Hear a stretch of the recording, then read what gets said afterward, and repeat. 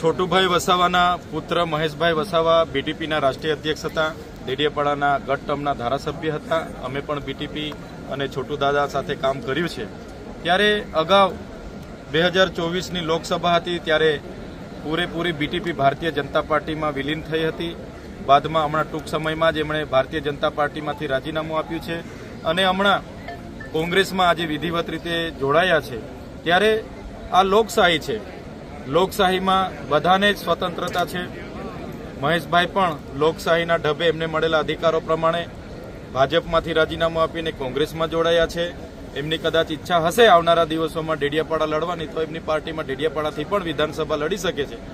જનતા જનાર્દનનો આદેશ એ સર્વાનુમતે હોય છે, સર્વોપરી હોય છે. ત્યારે લોકશાહીમાં કોઈપણ પાર્ટીમાં કોઈપણ વ્યક્તિ જઈ શકે છે અને તે મંચ પરથી ચૂંટણીઓ લડી શકે છે.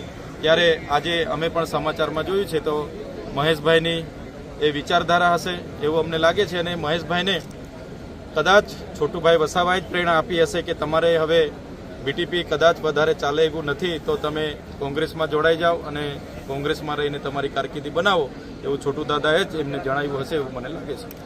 આમ આદમી પાર્ટીને કેટલું નુકસાન ને કેટલો ફાયદો?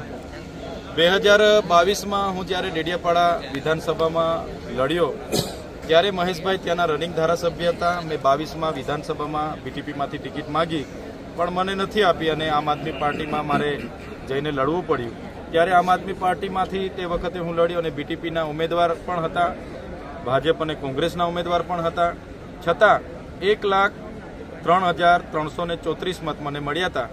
બીટીપીના જે તે વખતના મહેશભાઈ ધારાસભ્ય હતા છતાં એમના ઉમેદવાર તરીકે 3,100 મત એમને મળ્યા હતા. એટલે મહેશભાઈના કોંગ્રેસમાં જવાથી કોંગ્રેસ કદાચ મજબૂત થશે આ વિસ્તારોમાં. પણ અમે જે પ્રકારે ચાલીએ છીએ લોકોને સાથે લઈને તો મને લાગે છે કે એટલું જ વધુ નુકસાન આમ આદમી પાર્ટીને નહીં થશે.